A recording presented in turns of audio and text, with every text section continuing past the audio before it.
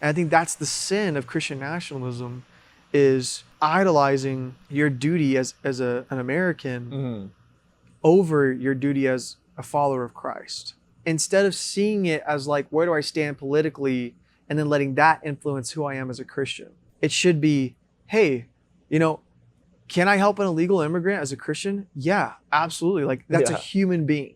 Right. Can I also stand for the people that have gone through the immigrant system legally and think that all the time and effort and money they spent doing that should be justified by not just letting a ton of illegal immigrants in? I think you could hold both of those in the same hand.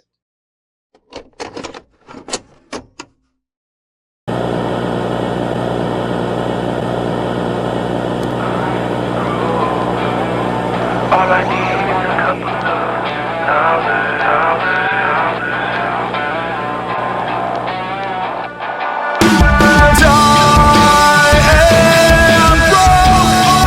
is a couple of dollars.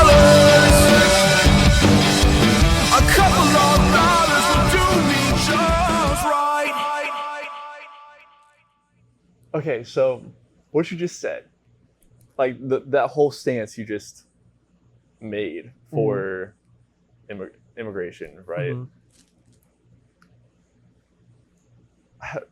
The problem I see is that, like today, kind of like what I said earlier, a church won't even, like most pastors, and especially in bigger churches, like won't even like address the subject. Yes. Like it won't even, it's just off limits. Like a conversation like that.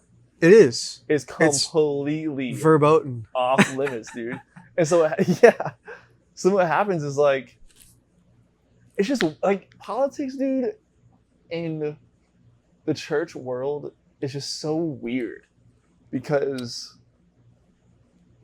politics are so like ingrained to us, and it's something that everyone has an opinion. Yes. On politics. For sure. Everyone does. And like a lot of times very strong opinions. But then like you go to church, everyone just like it's just pretends. like this taboo that like no one It's the same thing with sex. Everyone just like pretends they don't think about it or care about it. Yeah. That's the same thing. Yeah. And it's just, I don't know, it just makes it very, it's just weird. It's weird. Yeah. I don't know. So I guess I wonder, like, do you think that churches, like, for instance, what you just said, like that, the stance you made on immigration, like, do you think a church, if that's like the position that the pastor holds, that he should talk about something like that to the congregation? Or do you think that you should kind of leave that, like, should these topics be brought up in church, or just left alone to the individual?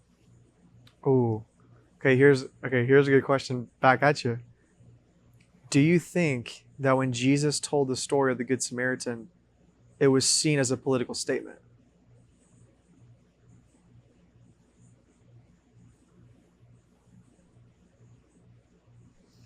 Huh.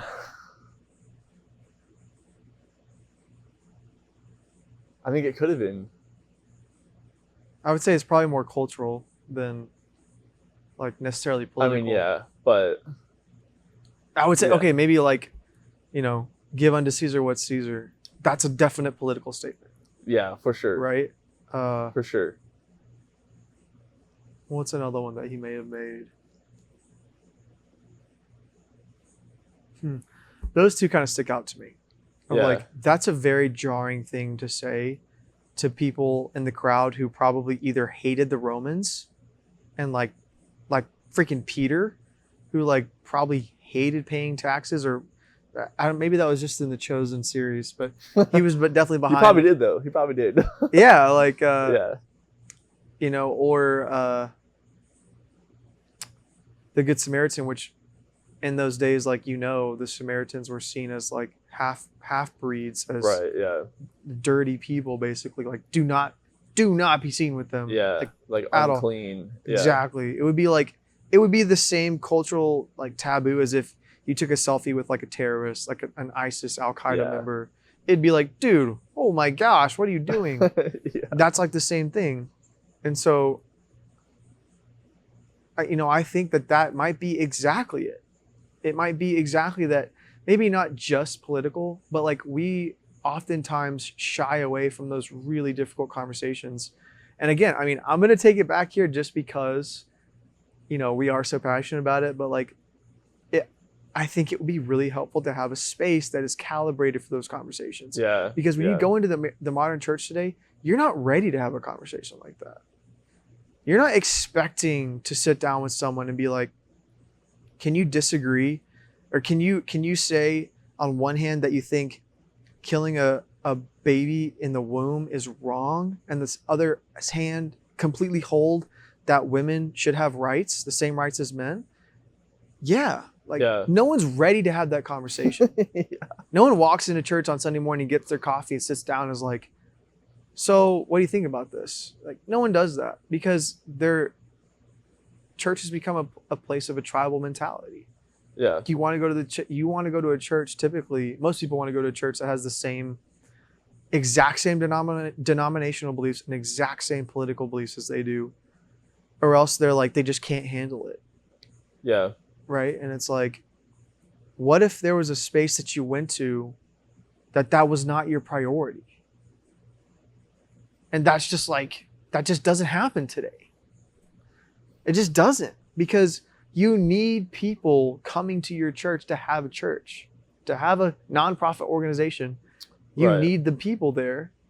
And so I think it's all those things combined where we're like, no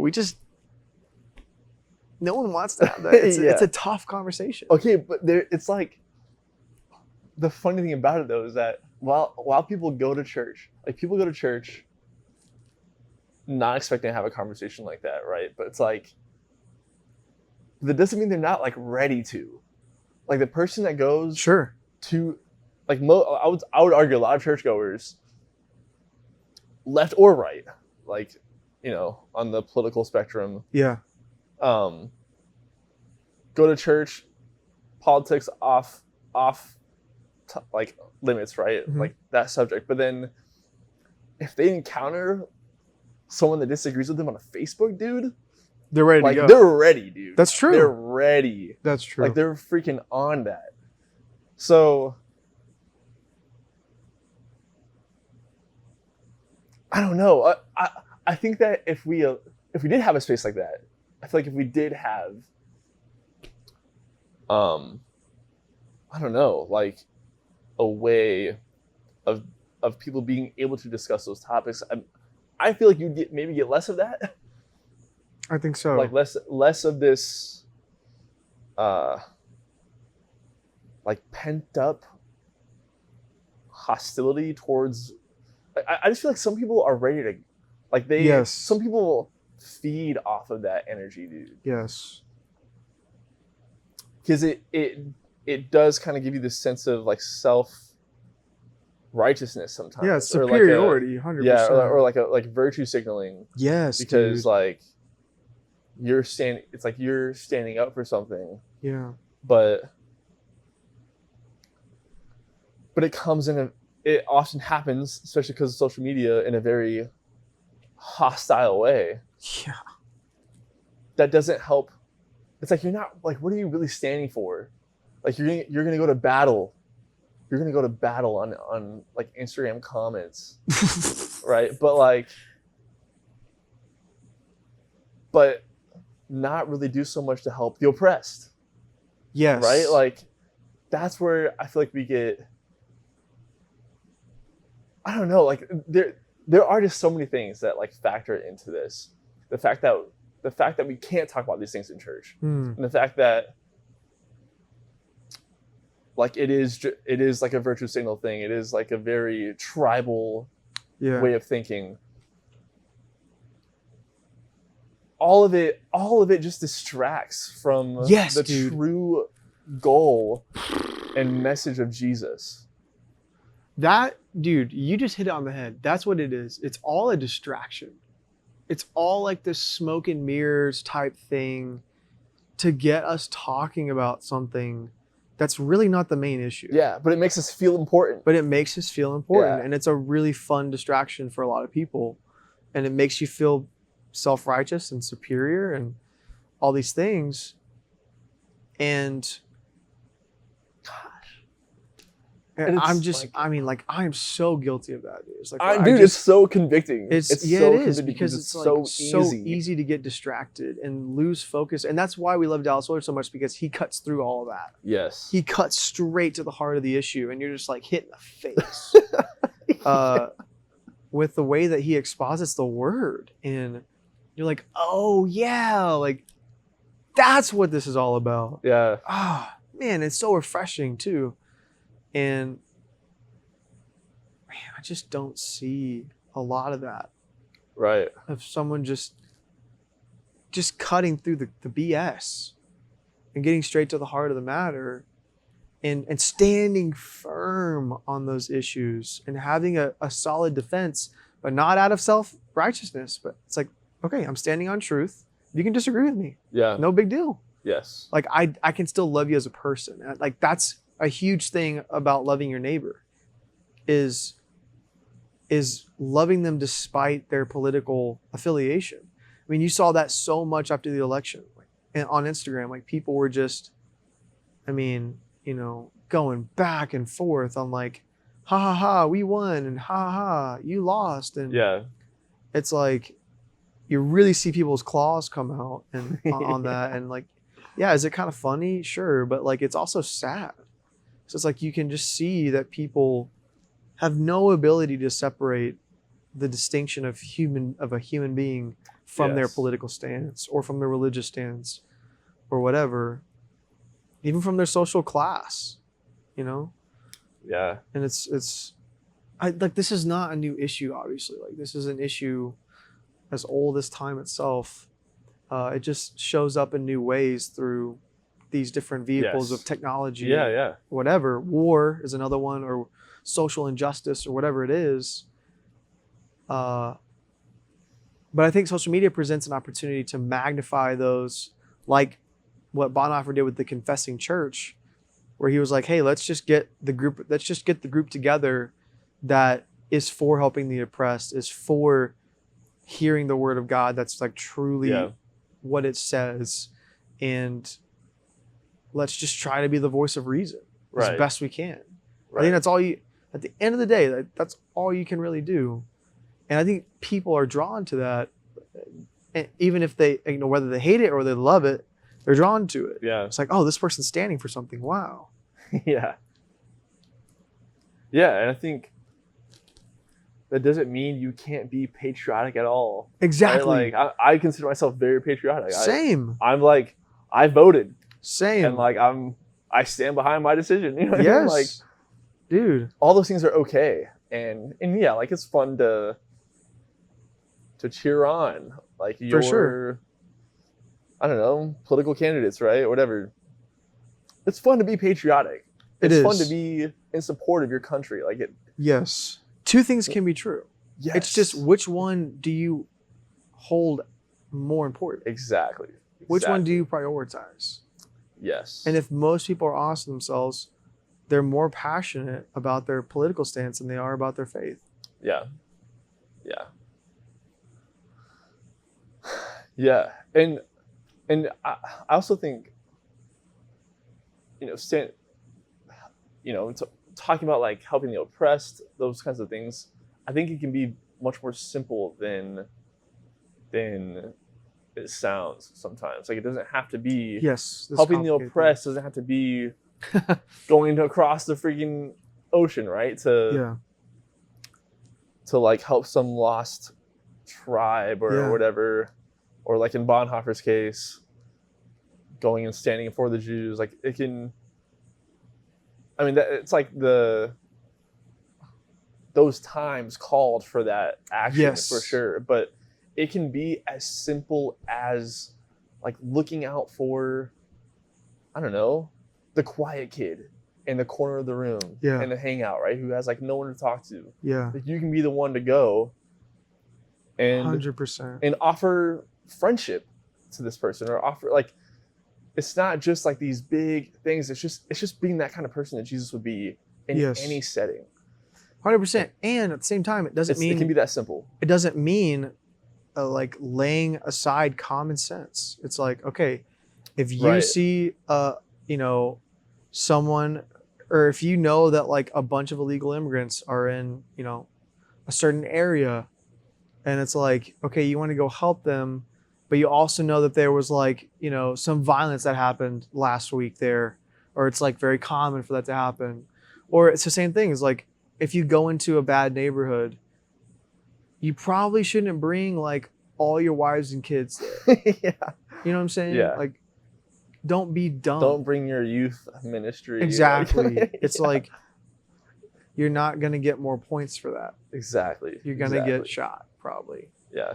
And so, like, when Bonhoeffer came back, I don't think he brought his family to Germany, right? And so, there's a common sense aspect to that. And I think that's what people push back on, is like, well, they'll like straw man what you're trying to say. And they'll be like, oh, well, so are you saying that we should just let everyone come into our homes and kill our family? And you're like, dude, no. Right. Like, it's not either or. It's both. But what do you prioritize? Yes. That's such a good point, because that's what, like, when Jesus is on the Sermon on the Mount teaching this, like, these lessons, it would be like, for instance, the turning the other cheek, right? Like, it would be a mistake to think that in every single situation, like, I'm to turn the other cheek. Yeah. Right? Like, someone breaks into my home and they're like threatening to kill my family. Like, to just turn the other cheek.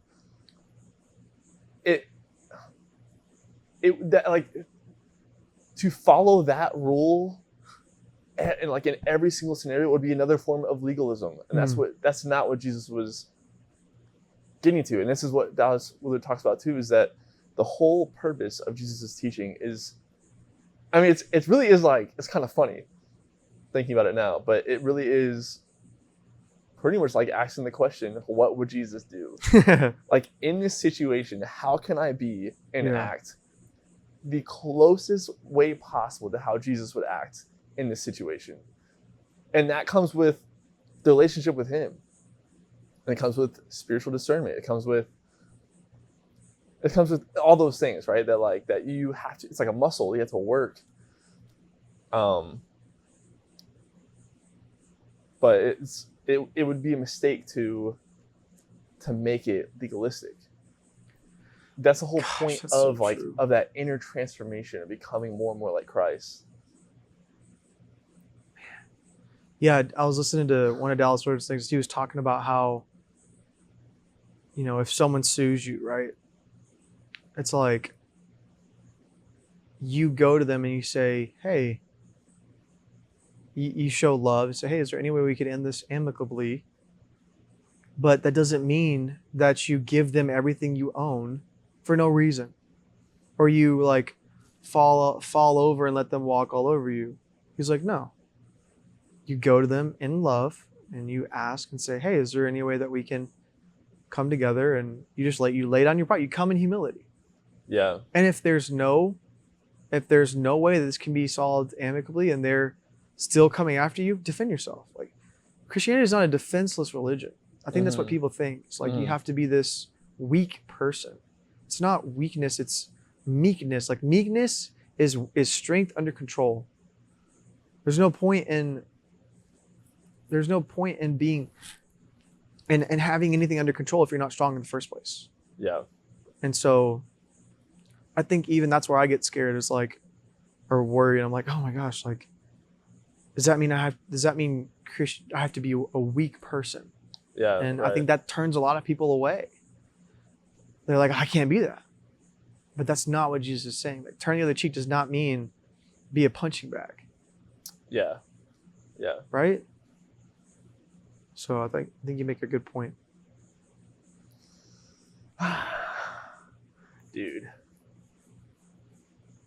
You wanna switch gears here a little bit? Just Sure. Hit me with it. There's some really, I mean, we don't have to go super deep into this, but it's super interesting. Okay. It's super interesting. So apparently in, I think it was like 1933 or like 34, there was this Jewish, no, sorry, like it was an Austrian chancellor, okay, who had, this was like as Hitler was rising to power, kind Right. of like on it, and is on his like track, right? Mm-hmm. And he released like a pamphlet or some kind of like, and like he got in touch with some kind of like news outlet, and they released this pamphlet accusing Hitler of being a Jew. Did you know that? No.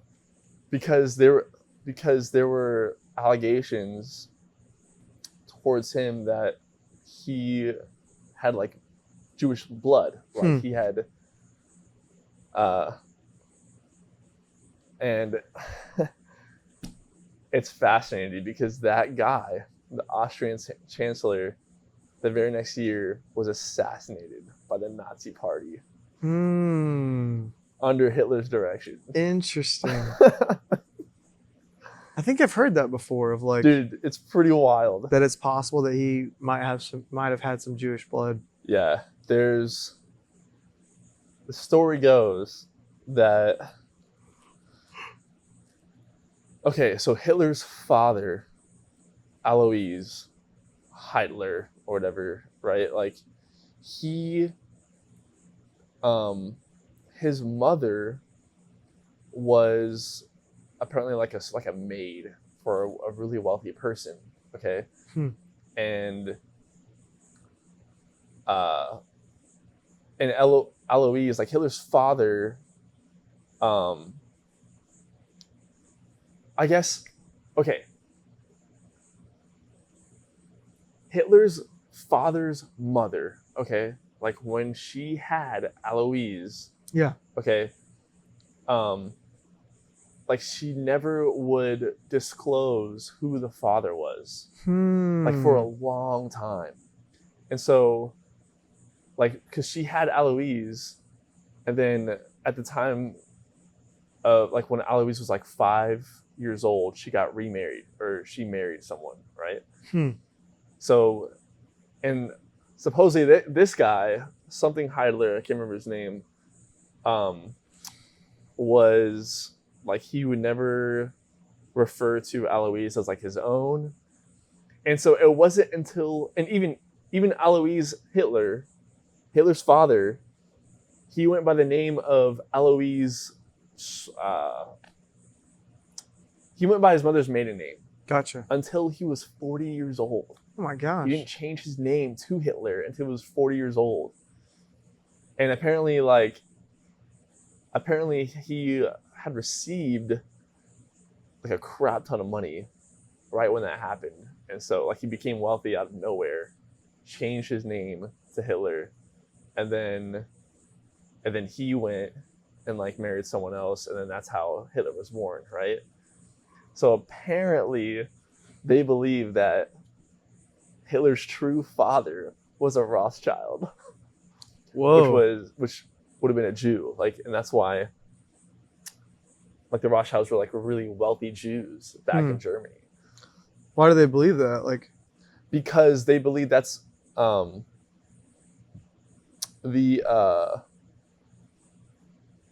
Hitler's grandmother, her name was like Mary Ann, some crazy last name, like some German last name.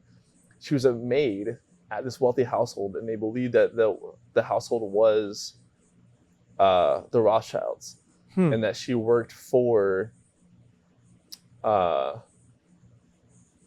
like Aaron Solomon Rothschild or whatever.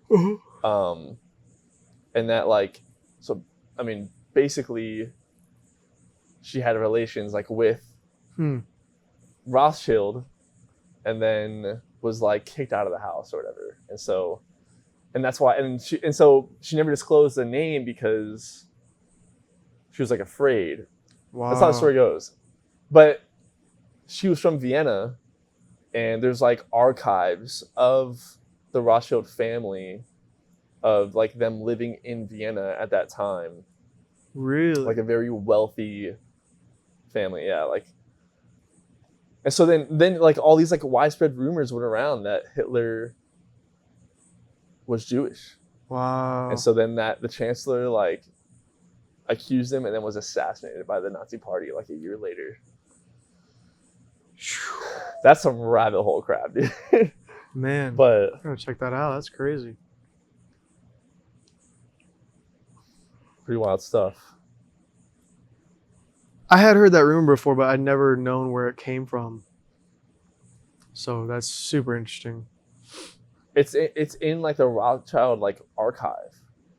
Like you can go to their website. That's so nuts. It's pretty crazy. That is nuts. Oh, frig. So they think that Hitler's father got all that money from the Rothschilds? Or was his stepfather wealthy? Yeah. Yeah. Okay. Like But he got some who kind knows? Who knows?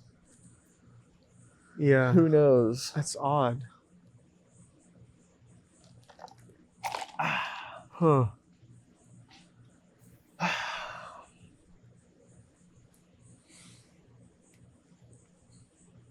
Dude, this whole nationalism thing,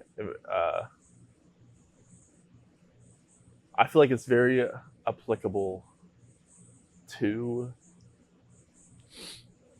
like what we've aimed to do with this whole thing. Really? You know, we've talked like a lot about before how,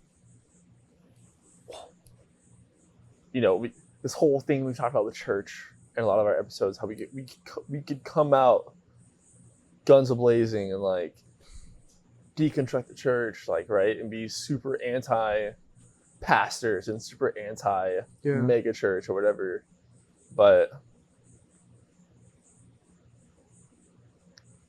that doesn't seem right either. It's like, yeah, it's like the way, I don't know, it doesn't seem like the way that Jesus would do it. And that's like, I feel like that's that balance we've been trying to find like all this time. Yeah. Of how to stand up for what we believe the church should be. Yes. Without taking on a very like nationalistic approach. You know Dang, what I mean? Like, dude, that's a really good point. Holy crap. That's exactly what we're trying to do. Yeah. We're trying not to like make that thing our identity. Right. It's just to be like a critique. Yes. Out of love. Yes. Because we care about to speak. It's just to the speak truth. out. Yeah. Yeah. Yeah. So true, man.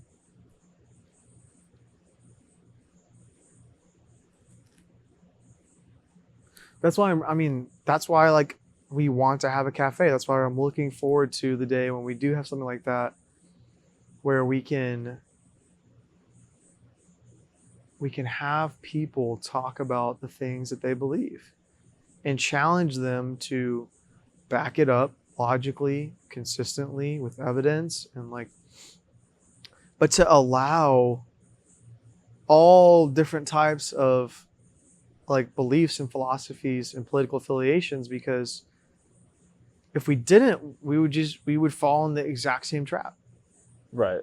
And right. what a beautiful thing to have a place for free speech where people are able to express themselves and disagree, but still end the day as friends, or still end the day as like, dude, you're my friend. Like, I'm not gonna hold anything against you, you know? Yeah. If your belief changes. And I just think that's so missing from our everyday lives right now. Yeah. Gosh, dude, and even that is so biblical, because that's exactly where you have, like, when you have Paul talking to these newly converted Christians, like these Gentile Christians who are eating like these unclean animals, and the Jews are like pissed because of that. They're not following all the, like the Jewish customs or whatever, and that's where Paul puts unity above these little differences, and he's saying, like, don't cause your brother to stumble, but at the end of the day, like, what's most important is unity between us believers, and I think a space like that would allow that to happen more. You know what I thought about the other day? What? This is like so random. But you know when Paul wrote his letter to like the church talking about how you don't have to be circumcised to be a Christian? Mm-hmm.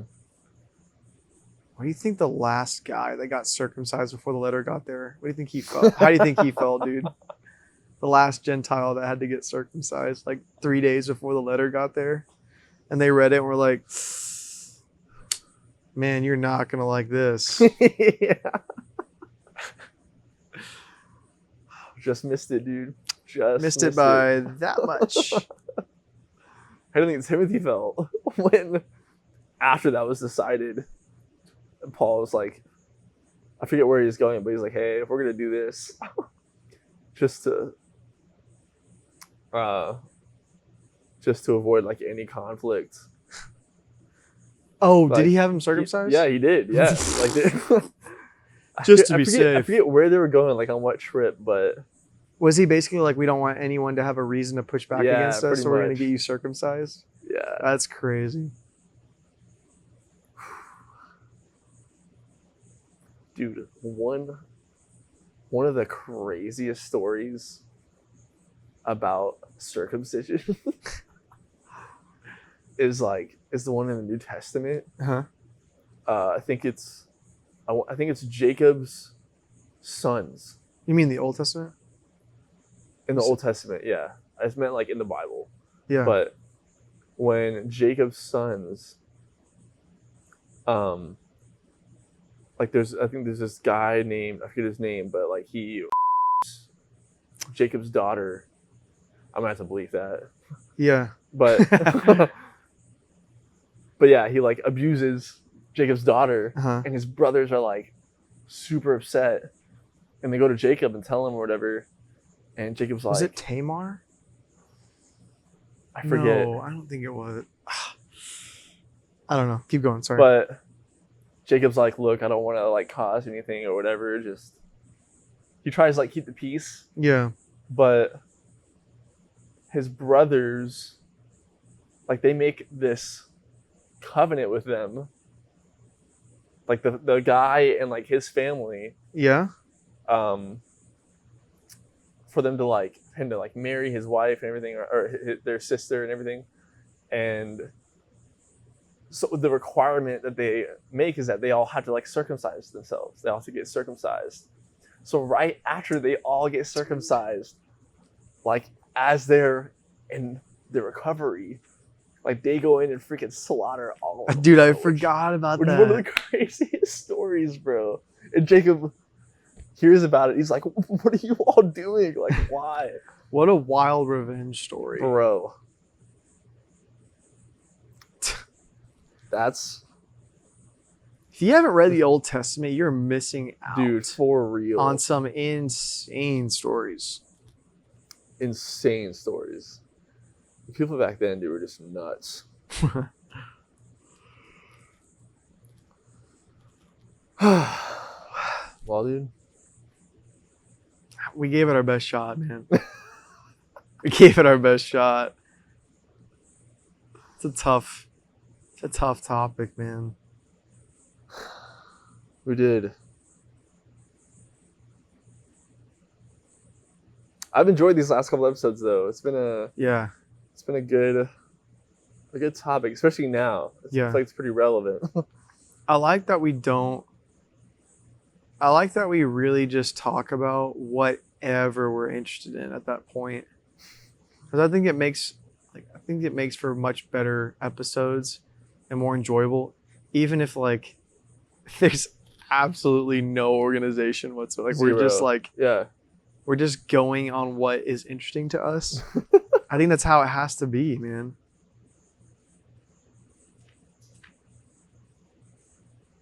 Yeah, dude. I mean, who cares? Who cares? Who cares? This is exactly what I would talk to you about if we were sitting at Waffle House. Like, Facts.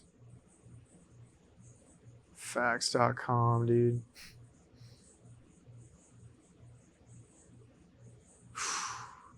Haven't been to Waffle House in a minute. Then the last time we went was dang. Was it when we did the podcast episode? no. No, was it when that lady like gave me her hoodie to wear and I was freezing because it had rained? We had just in the podcast in the rain. There's no way. Didn't we go after? I think the last time we went. I think the last time we went was after Spokane. Remember we stopped on the way back driving from Dallas? Oh, I think that was the last time, dude. I don't count that one, dude. It was a weird one. That was a weird one. It was during the day. Yeah, it was strange. Okay, well, if that one doesn't count, then I think the last one was... When was one that we went with Sam and them? Sam and Gavin. And Benji. We sat at the bar. No. Yeah, wasn't that after their podcast? In Jeremy's shed? Could be, But- dude. It could be. I think it was, actually. Dude, that was forever ago. It was. Yeah.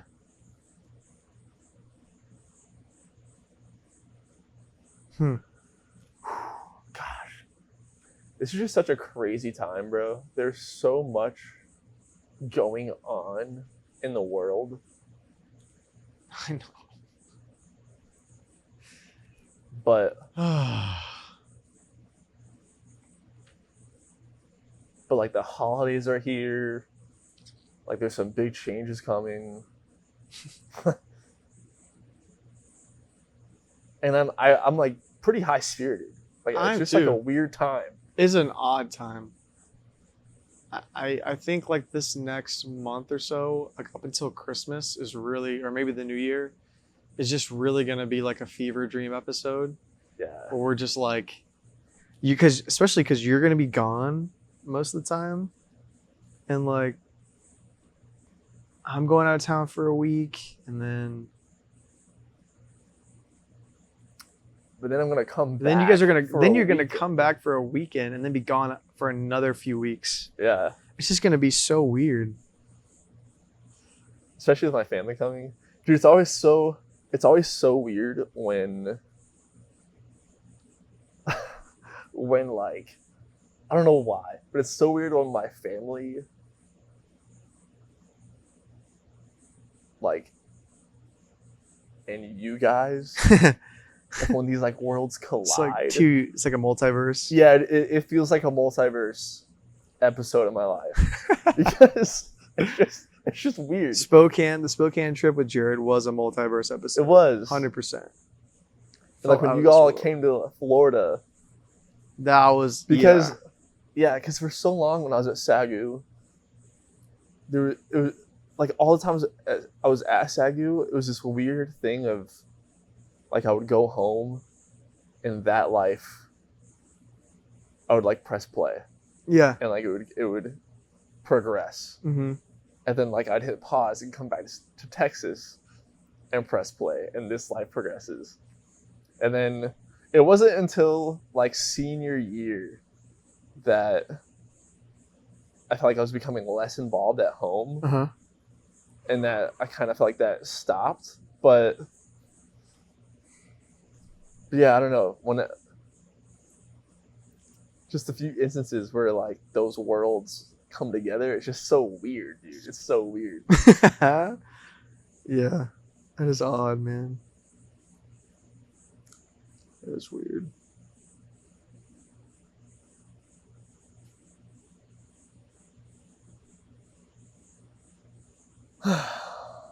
Well, I think we're going to call it there, folks. It's been a long day. It's been a long day. But we do it for you. We do it for you. And for the Lord. That's right. He's going to do something with this someday. Someday. Well, thanks for tuning in, and we'll catch you next time on the Second Floor Experience podcast. Peace. Peace out.